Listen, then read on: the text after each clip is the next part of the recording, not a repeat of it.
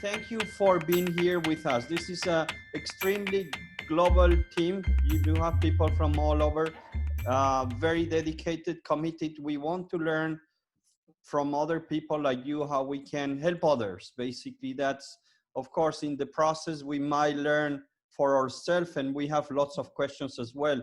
There is a strong background around project and project management, change, transformation, culture. This is kind of things that come recurrent in our group, but there are other profiles.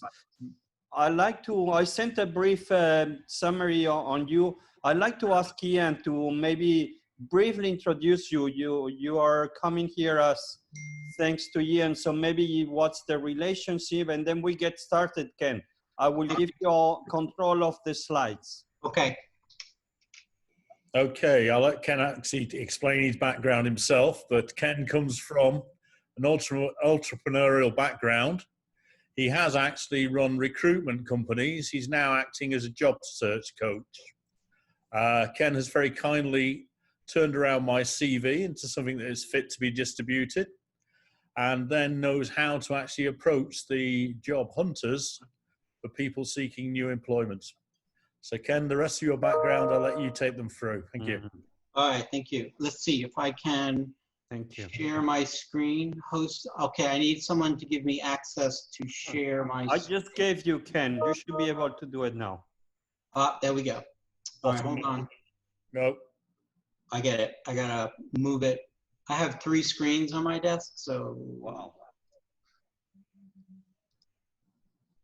Can you see my screen? Not yet. Not yet. All right, hold on.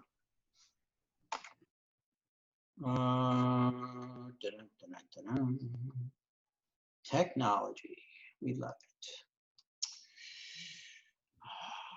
It's just too big of a screen. Yeah, hold on. Screen number 2.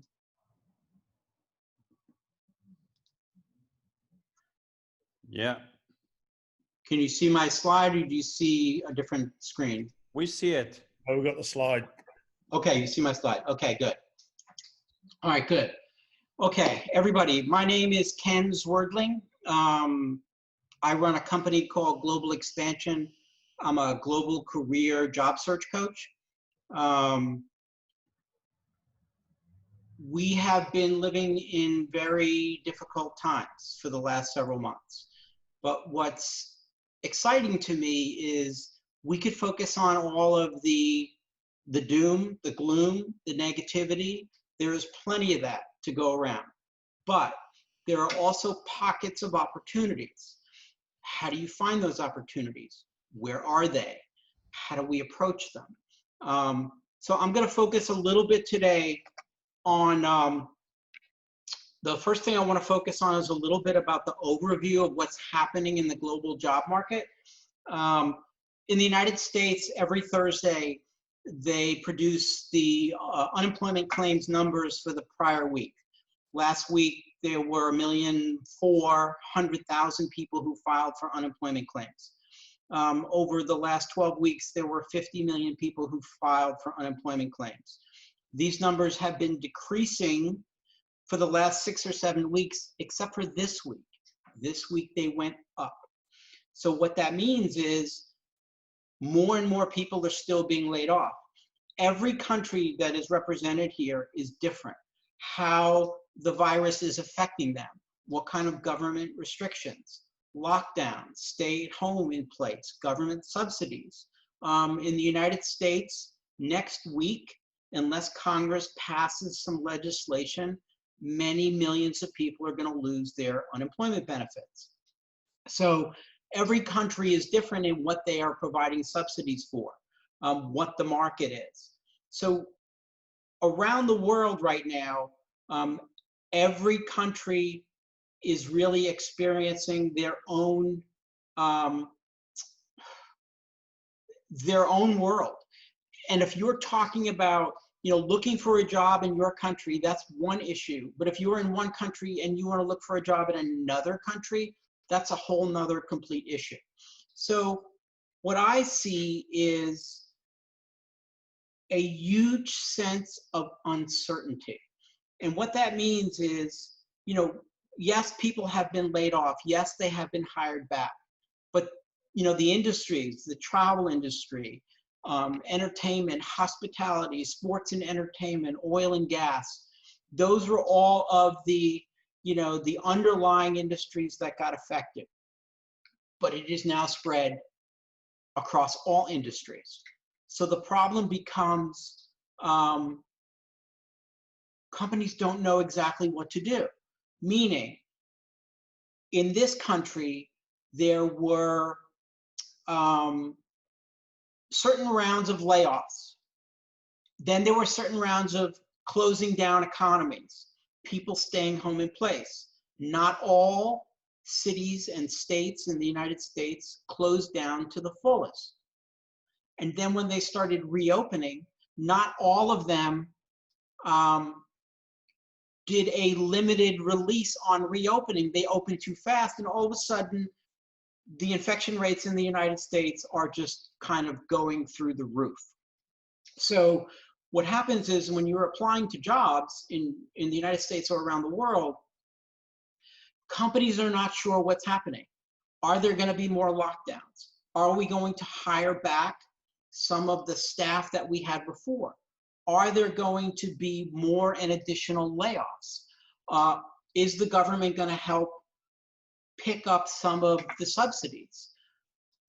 And all of a sudden that means, well, wait a second, are we going to post new jobs? Are we going to hire new people? And the uncertainty is causing inaction. They don't know what is going to happen, how long it's going to last. So a lot of times they're doing nothing. So right now, the biggest issue in the global economy is school and education. Are students going to go back to school, starting next month? And my daughter goes to school in New York, and they're going to be on a completely virtual model. Many of the major universities are going to be starting on a virtual model. But the problem is we don't know if that's going to be delayed or that's going to be the entire semester. Well, what happens is this rolls over into the job market. If schools are not back in session full time, that means the parents must stay home for childcare, which means they must work remotely, and companies must be able to manage their staff remotely. So there's so many things that are happening all at once. And then it's not like, a hurricane where we've hit the bottom and we're rebuilding. We don't know how long this is going to last, when there's going to be a vaccine, etc. So in this job market, and just so everybody knows, right, the job market and jobs it's what I do. It's all I do. It's the only thing I do. And I have found that too many people, when looking for jobs, they're not taking what I call a comprehensive approach. There are so many pieces to a job search. You don't know where the opportunity is going to come from. It could come from somebody seeing your resume in a job board database. It could be because you saw a job opening on a job board and you physically applied. It could be because you went to a company's website, went to their careers page, and physically applied. It could be because you use your network or your network's network. So you don't know where these opportunities are going to come from. That's why you have to really take a very comprehensive approach and do all the pieces, resumes and cover letters and job board registrations and alerts and LinkedIn profiles and company research, all of these things kind of working together. What I have found in this country and in other countries, before we would say, hey, I would like to, find a job in another state or another country. For job seekers looking for jobs and getting visas in the United States is basically impossible. One, because of the travel restrictions. Two, because our immigration policy is basically broken. And then our political administration is going to be hopefully maybe changing in a few months. So there's, again, uncertainty on the immigration and visa policies. Same thing across other countries. If you're looking for a job in another country, you still need work visa. You still need sponsorship. And what's happening is there's so many people who are out of work in these countries that companies are not even going to entertain applicants from another country right now. Again, because of travel restrictions and work visas. They have so many potential applicants to pull from in their own country. So, if you're a citizen of one country or an expat in another country, it may be challenging, to find another job and be relocated to another country. Now, if you're in the EU, you can work in other EU countries. But if you're in the Middle East and you want to go to an EU country or back and forth, it could be difficult. So, that, in my opinion, is the negative. There are the uncertainties. How do you plan when there's uncertainties? What is it that you can do? And actually, I did some research on this, and I've surveyed a bunch of job seekers around the world. And I have found that, when you're putting together a comprehensive job search, these are all the things that are involved in that. It's not just one thing. It's your resume, your cover letter, the job boards, your LinkedIn profile, company websites, using a recruiter, your network, your network's network, your headlines. How do you summarize your 30 years experience into 2 paragraphs? What are your key skills? How do you represent yourself, in a 2, 3, 4-page CV? How do you represent your accomplishments and achievements, your education? Then there's the whole issue of interviewing. Interviewing now is not necessarily face-to-face. It's phone, it's video, it's Zoom, it's 15, 30-minute interviews instead of hour interviews. How do you prepare for those interviews? What's the difference between an in-person interview and a video interview? How do you follow up after these interviews? How do you send thank you notes? What do offer letters look like? Do they include all of the specifications of your employment? How do you negotiate? What's your level of technology? So, some of us are of different age on this call. I'm 59, right? So when I graduated college in 1984, there was no internet.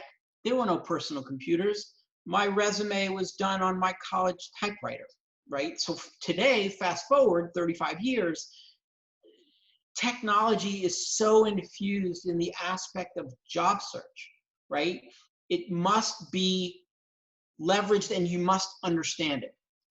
How you provide references. One of the things that I'm seeing right now is sometimes people have to take a different approach based upon the uncertainty of where we are. Full-time jobs, part-time jobs, contract jobs, remote jobs. Back in my day, 20-something years ago, I worked remote. My companies were virtual.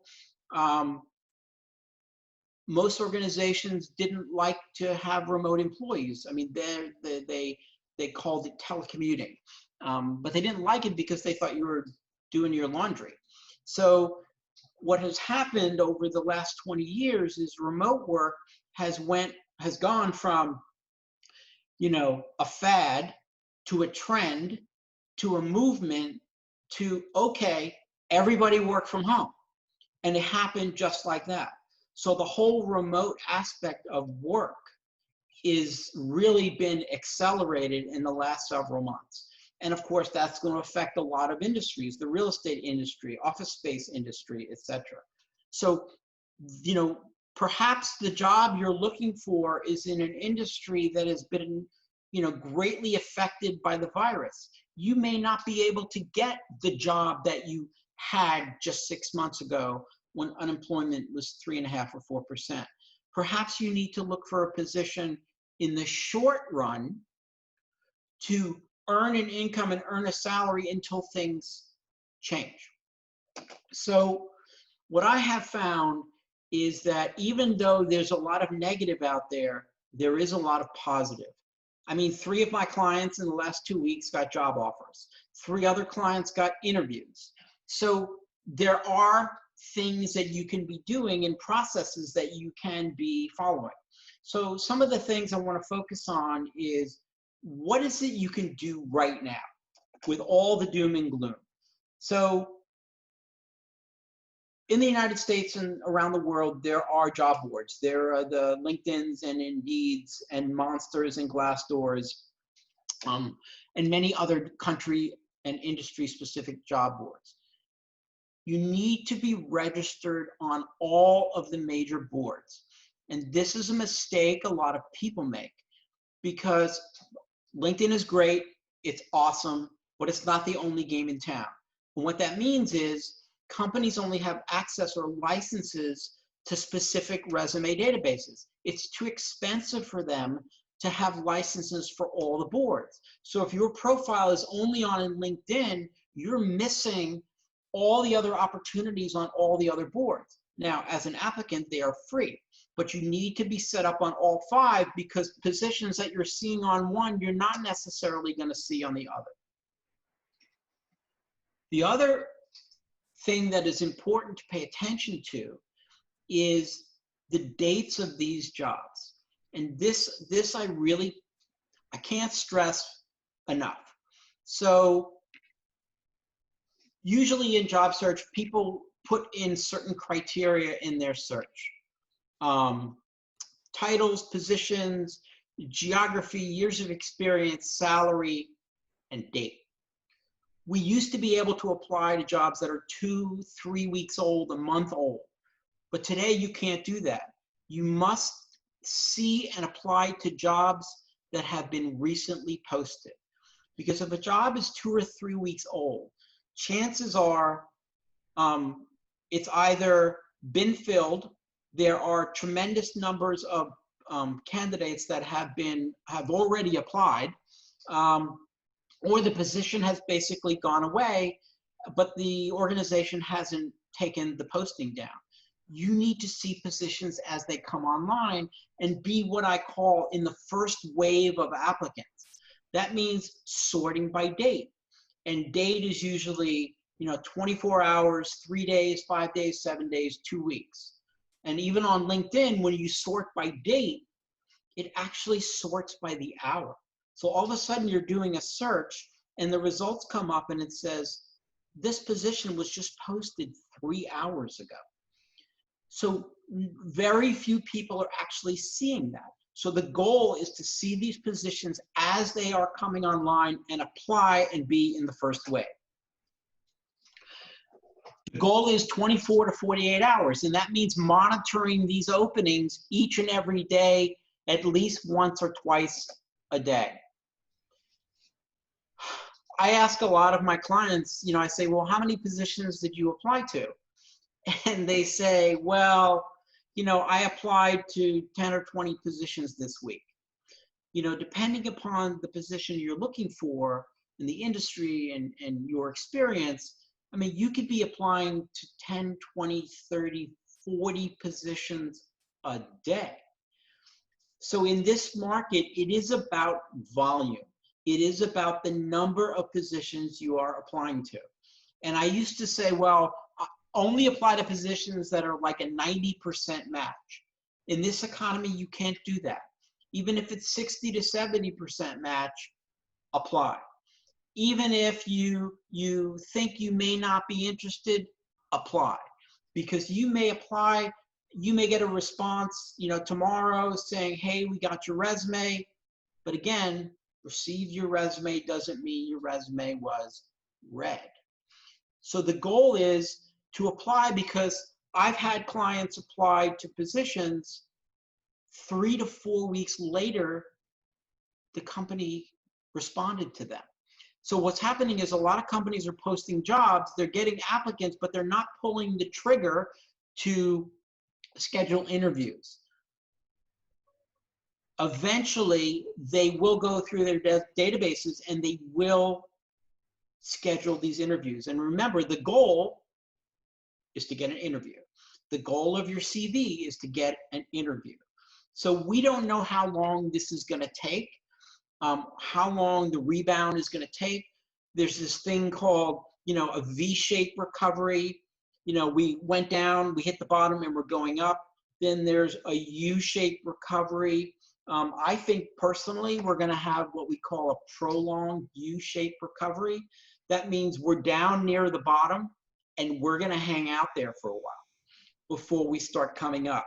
And if it comes up, is it going to be a massive spike overnight that everybody's going to hire everybody back? No, it's not. It's going to take time. It takes 3 months for 50 million people to lose their jobs. It's not going to take 3 months to rehire them. So apply to as many jobs as possible. If a company says, I want to interview you, then you do some additional research on the company, and then you decide. You can always say no. The more positions you apply to, the better chance you have of getting interviews. I recommend checking, the job openings twice a day. Once is in the morning as things come in overnight, and once is at the end of the day as things come in during the day. New jobs are posted every single day. So the biggest number one, encouragement that I have is I see new jobs being posted. So companies are hiring. If the number of new jobs posted had dropped off or drastically reduced, I would be concerned, but they're not. So if they are posting jobs, they are hiring. There's a list I put together. It's 100 descriptive adjectives about to include on your CV. And if anybody wants it, I can send it to you. How do you describe yourself? Not I'm responsible for, or I manage. Created, developed, instructed, all these kind of descriptive adjectives that should be injected throughout your resume. And it really sets you apart from some of the other candidates. So I kind of take a contrarian view on CVs. I don't assign specific, it has to be 2 pages, it has to be 3 pages, it has to be in this format. I've reviewed 500,000 resumes, and I've basically taken the best of the best. And what people look at, how they skim and scan, how they read your professional summary that summarizes your 35 years into 2 paragraphs, gets them to want to read the rest. And at the end, they say, okay, I want to interview this person. So it's all about being different.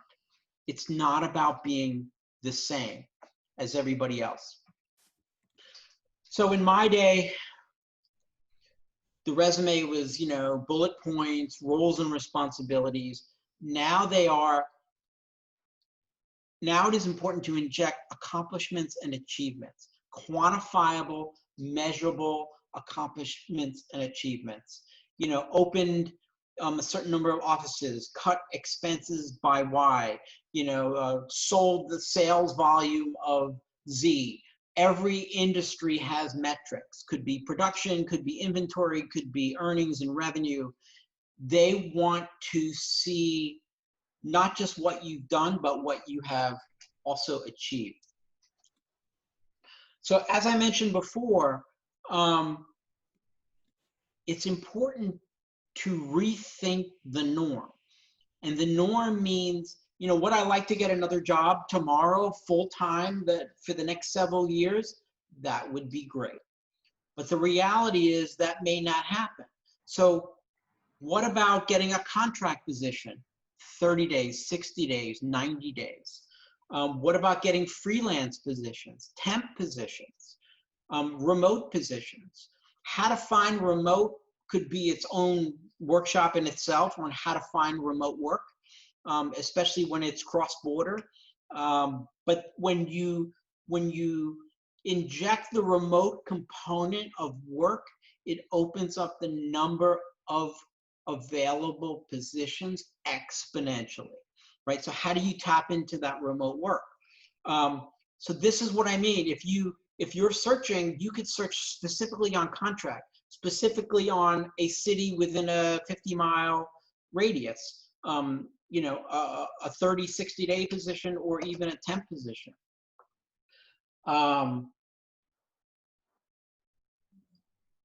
Because companies won't relocate people, you know, the trend now is remote, and it's going to be that way. And if schools don't open up, they're going to be in remote. There's going to be more and more remote positions. And I really, you know, some people are getting used to working remote.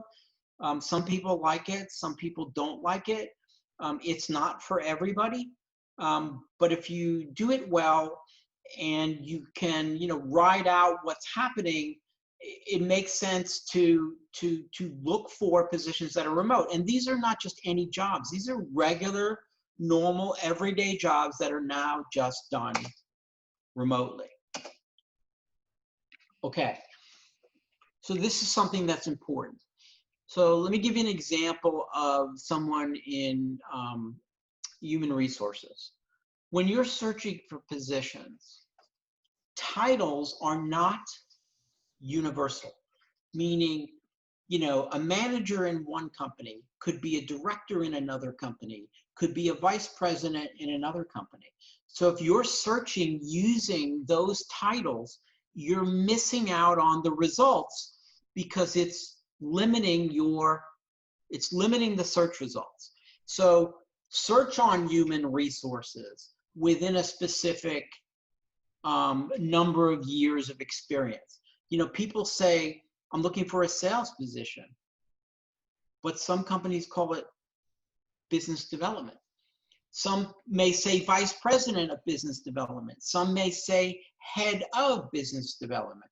So you need to vary the terminology and not get hung up on, you know, manager, senior manager, director, etc. You will get more search results when you do not get specific on the titles. Okay. So when I was applying to jobs in the 90s, you know, there was no smartphones. We had answering machines, and we would call in remotely to see if anybody left a message.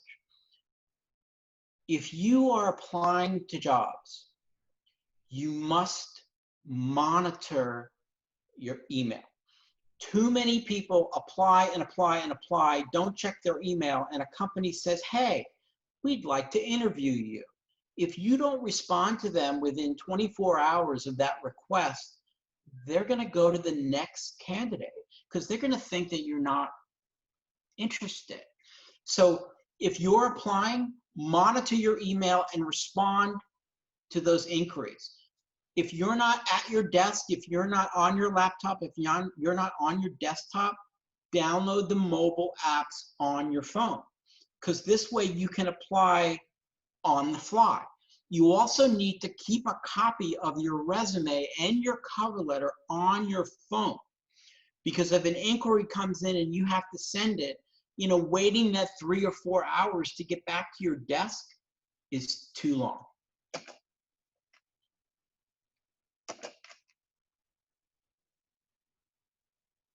Right.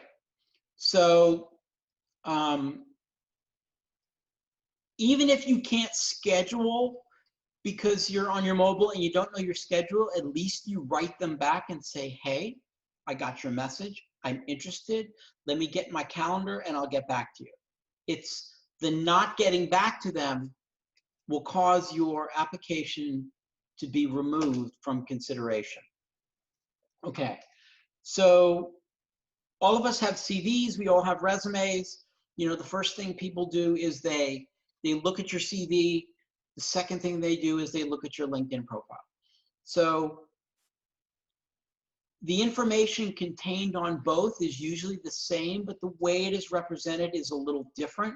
So you need to make sure your LinkedIn profile is updated and optimized. from a banner image to your headline. I have some excellent white papers on LinkedIn headlines. You know, how do you take 35 years, put it into a 3-page resume, then put it into a 2-paragraph professional summary, and then condense it to a 140-character headline? Your headline is the most important piece of real estate on your LinkedIn profile.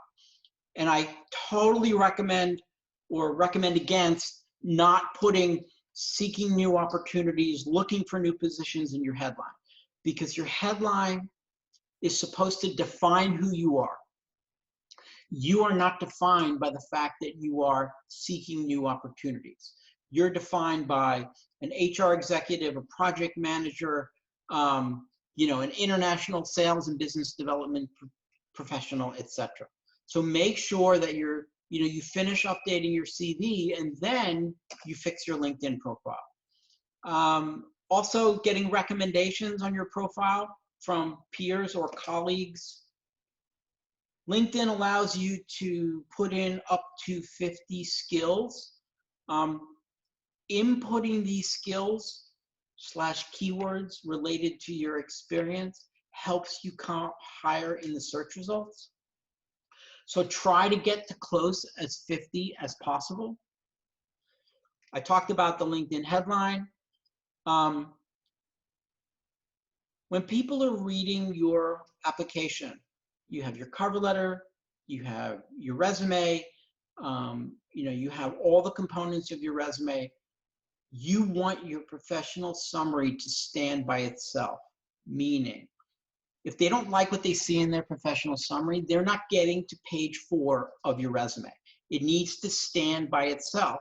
So kind of, it's the first thing they see, but it's the last thing that's done. It's consolidating everything into that summary. There's an expression I use: you never get a second chance to make a first impression, right? So if they don't like your headline, they're not reading your summary. If they don't like your summary, they're not reading what's on page 3 of your CV.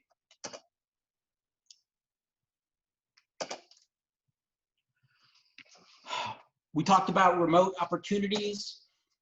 Job search is a very time-consuming, labor-intensive process. You can only do so much before you get burnt out. Or, of course, you could hire somebody like me to do it for you. But if you're not doing the searching, do something else. Take a break. Take some training. If you guys haven't heard of Lynda, L-Y-N-D-A, it's the best training platform free on the internet. Lynda was purchased by LinkedIn, which is now owned by Microsoft. Take some courses. Update your skills section. I'm a member of many, LinkedIn groups, career groups, job search groups, communities, etc., Facebook groups. Join some communities.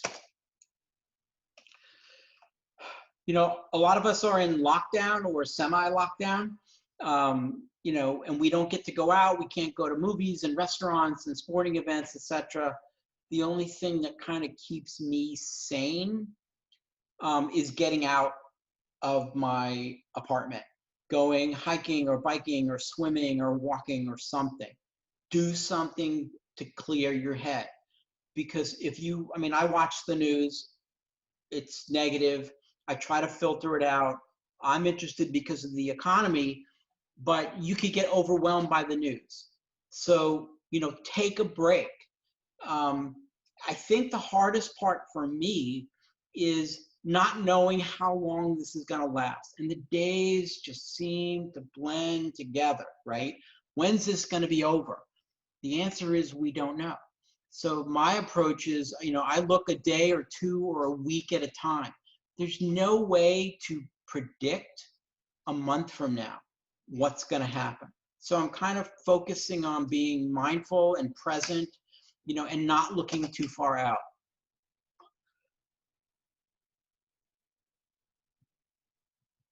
In the job space right now, there are people who are laid off. There are people who at their companies who may be laid off soon. It'll be people who are already looking for other jobs, and there are people who are wanting to work remote. Apply, apply, apply. Apply to as many positions as possible. As I mentioned at the start of the presentation, you don't know where the opportunities are going to come from.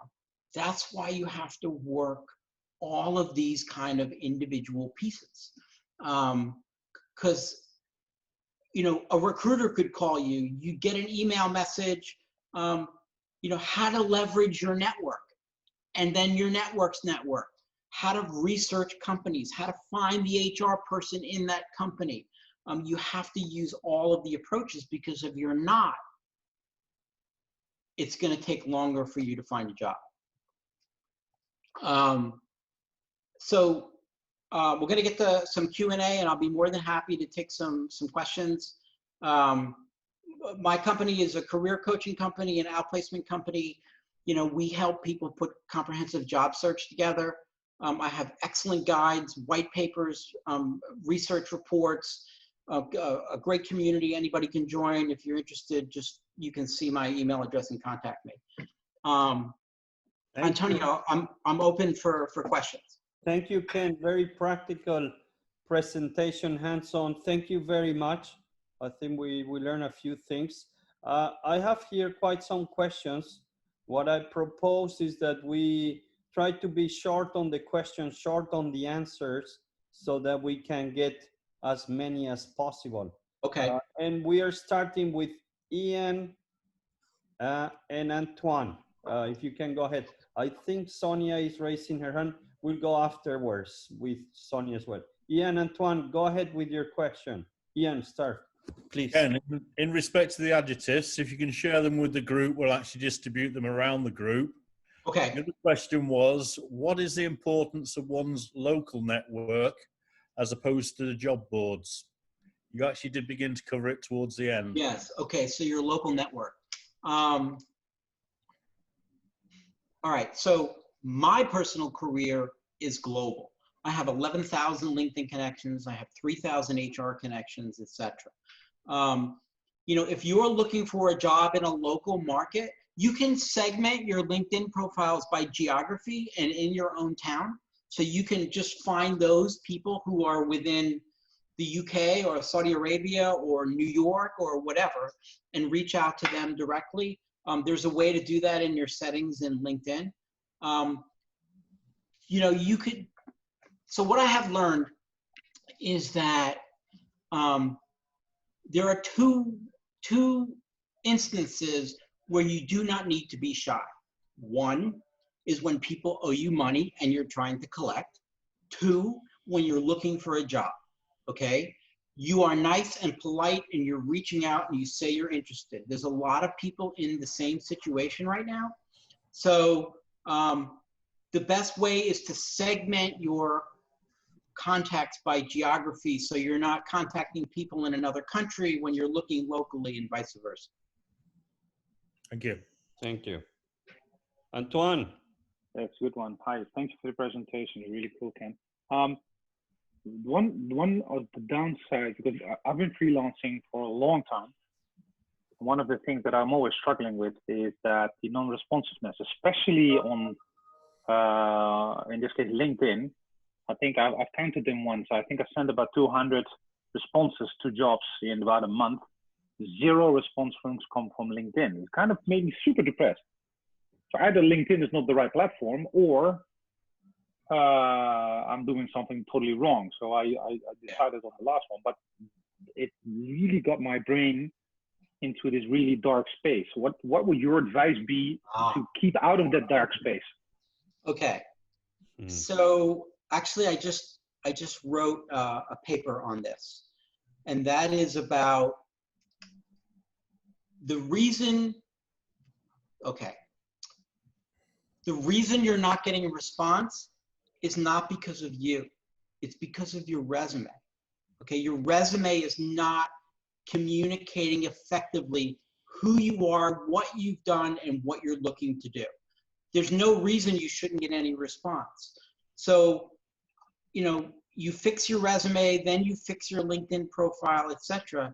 Because again, if you have 10 seconds in submitting a CV for someone to react, either positively or negatively. 95% of all resumes do not make it past 10 seconds. So I highly encourage you to have somebody who knows what they're doing look at your resume and make recommendations for improvement. That's the reason. Also, you mentioned LinkedIn. LinkedIn is okay, but you need to be on the other 4 or 5 boards as well, because there are jobs that are appearing on those boards that are not on LinkedIn. And for those of you that didn't know, if a company wants to post a job opening on LinkedIn, LinkedIn is the most expensive portal to post a job. It costs on average $400 for a company to post a job opening. Indeed is pay-as-you-go, and like ZipRecruiter is half of that. So companies don't want to spend $400 to post a job. They're going to post on the other boards. So, and again, if you fix your CV, all right, let me back up. So the number one most important piece in your job search is your resume. If your resume is not good, it flows through to the entire process of your job search. Every single board, every single application. So it doesn't matter how many jobs you're applying to. If it doesn't jump off the page and wow people, your application is finished before it even starts. So I would recommend, having a thorough review of your resume and either having somebody rewrite it or make recommendations on how to improve it. Thank you. Good question. I saw Sonia was going to ask, but she's not there anymore. I don't know. She had to raise hand. Let's continue if she comes back. Philip, Lingard, and Gregorio, please go ahead with your sharp questions here. Okay, thank you, Antonio.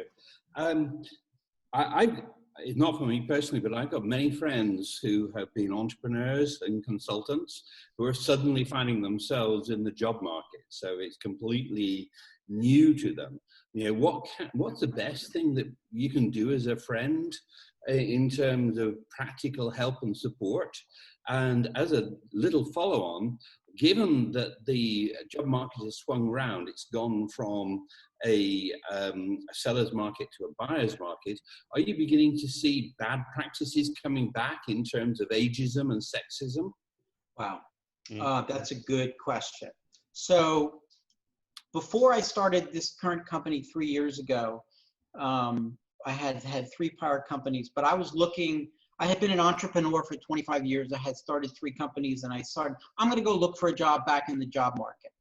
So ageism is real, it exists, it's not blatant, but it's there. If you're in your 50s or 60s in some cases, we don't wanna let people know, obviously, of your age right off the bat, because they will make and form an opinion based upon your age. So there are multiple ways to go. You could be, have been working for a company for many years, have recently been laid off, and now is actually the best time to become an entrepreneur. Or you could be an entrepreneur and want to reverse that and go back and work for another company. The key is to be able to frame your background correctly, right? It could be entrepreneurial, but it's how you lay out and explain the information.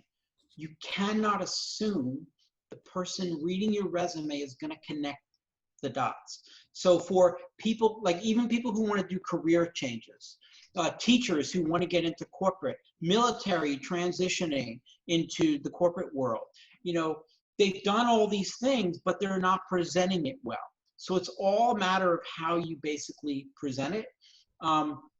Also on your CV, the rule of thumb is you go back 20 years with the details of your positions, roles, responsibilities, accomplishments, achievements. Anything over 20 years, you don't put the dates in. You don't put the dates of your education in. You don't want people to basically figure out the math up front. They can, but you don't want to make it kind of easy for that. Now, there's a caveat to that, and that is, you know, my first job in 1984 was I worked at Goldman Sachs in New York. I was an accountant for Goldman Sachs. And do I want people to know today that I worked at Goldman Sachs? Absolutely. Do I want them to know that I worked there in 1984? No, I do not. So I leave off the dates, right? So if it's a name recognized company, and you have to be careful because in LinkedIn, you know, the default is to put the dates. You can bypass that. On your CV, you want to put, you know, the dates going back 20 years. And in America, we don't put our pictures on our CVs. You know, in other countries, they do put your pictures on. Philip, in response to your question, there's no way to get around the ageism issue. It exists, but we don't want to make it easier. The goal is to get the interview. Now, ageism and age bias is less prevalent if it's a remote position, okay? It doesn't matter as much. You know, they may do a video interview with you, but then the age really doesn't matter. They're looking for a body. So if that becomes an issue, I would focus on remote positions. Thank you. Very interesting. Good question, Felipe. Gerardo, Gregorio, sorry. Go ahead. Thanks, Antonio. And thanks, Ken, for your time. You were talking about looking broader than just applying for relocating opportunities. That makes sense. But I want you to ask if during this time, are visa and relocation as mandatory for applying to foreign positions as they were in the past year? Or if you're looking that companies are shifting into this new normality? Okay, good question. I have a client right now who is in Bologna. He's worked in Canada. He's worked in Chile.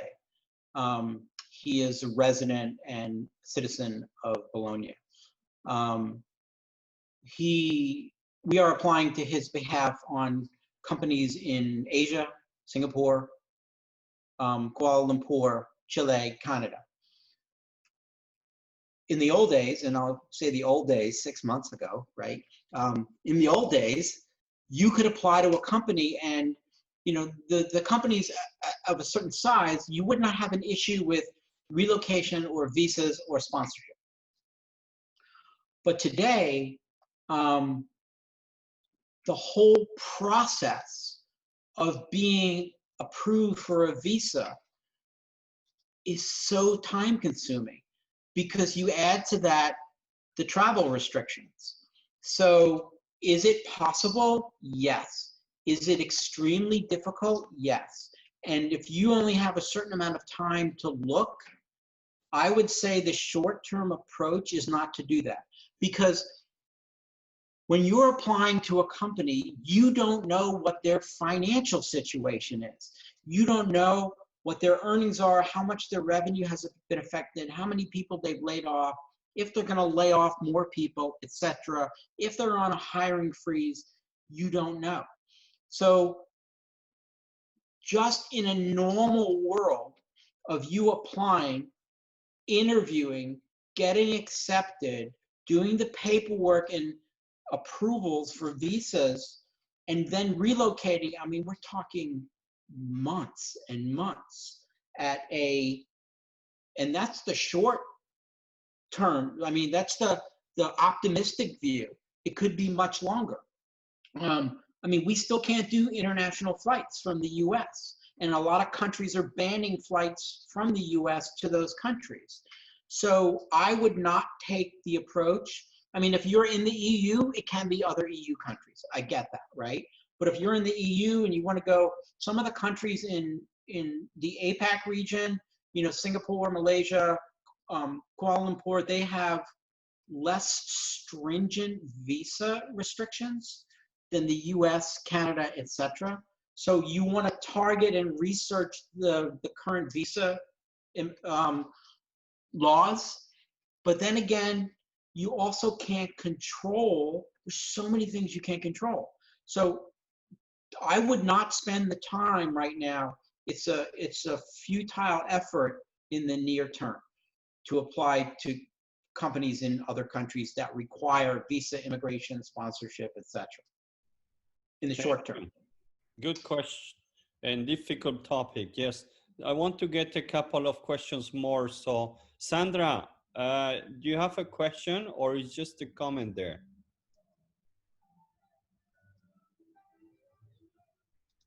Sandra, let me move otherwise to Ricardo Sastre. Hello, thanks Ken for the presentation. One of the points you were covering in the 25 things you can do right now, number 9 was about the comparison between the short and long term in regards to permanent contract freelance positions. So which one is the trend you are seeing in the markets about permanent versus freelance? And we want to move to a world where we are going to be working on specific projects as freelance. So, you know, being freelance is similar to being an entrepreneur, right? You can still, you do the work, but you still have to get the work, right? It's the aspect. So you can use different freelance type boards.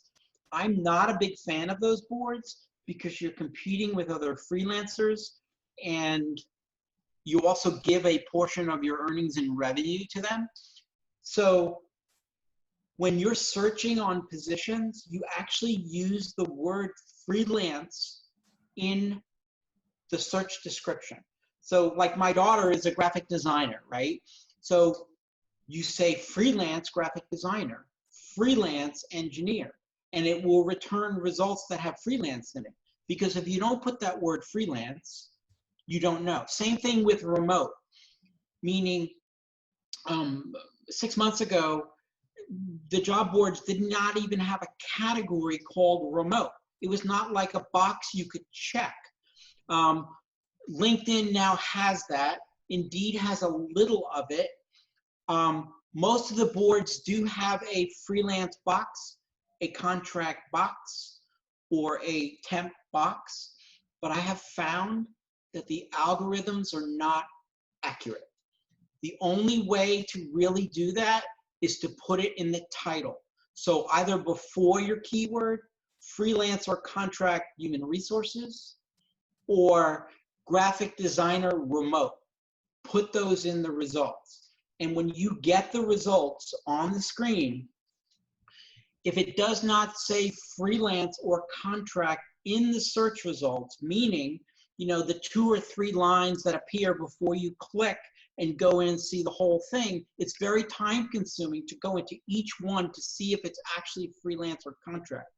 If it says it in the title or in those 3 lines, 99% it's a freelance or contract position. If it doesn't, it's not. So don't waste your time. And usually it's using the what is your, Ricardo, what is your specialty? What is your background? Project management.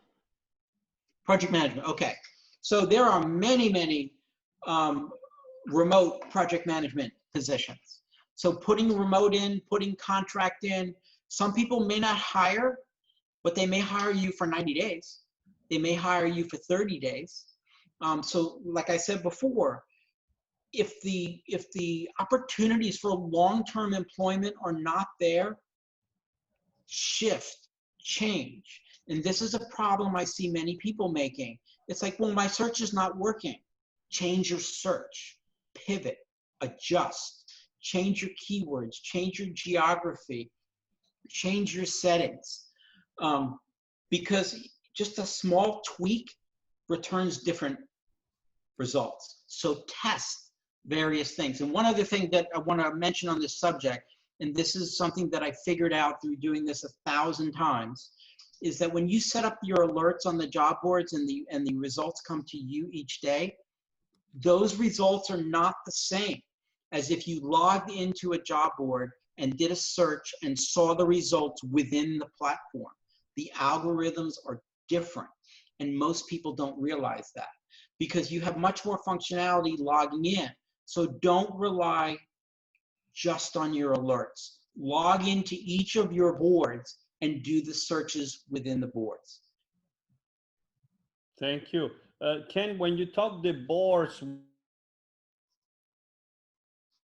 sorry, I was on mute. Ken, when you talk about boards, are these US specific or? Yeah. Okay, so obviously the most universal job board is LinkedIn. Yeah. And it's very, and you don't have to have, I mean, you can have an Italian version of your profile, you can have a Spanish version of your profile, etc. But when you're searching, you're only in one platform. You just change the location. Indeed, however, has multiple countries. So you actually physically have to log on to the UK site, to the Spain site, to the Portugal site, etc. Same thing with Monster. There are other, so Monster used to be the best board. Now in the United States, it's one of the worst boards. Mm-hmm. But in other countries, it's more prevalent. Okay, so the best way, honestly, is to go onto Google, search top 10 job boards in the UK, top 10 job boards in Singapore, okay, and see what the results are. And if you see the consistent theme, register your profile on those boards. Perfect. Okay, well, we got down the hour. Thank you so much, Ken. It's so practical and for us might be useful in the future. Some of us might be useful now. Nobody knows, like you said, what will happen in 6 weeks. So it's right. So handy and it's so good to have you. And thank you, Ian, for suggesting Ken to be our guest. Ken, we'll forward your details. I don't know if you can share the slides or some of your papers. I think people get really into what you're saying, so we can follow that through email and then the okay, I will forward it to you and you can forward it to the group. Thank you so much. Your contact details, and you'll see people will reach out for sure. Okay. Well, thank you, Antonio. Thank you, Ian. I appreciate it. I wish everybody good luck. Good luck. Take care.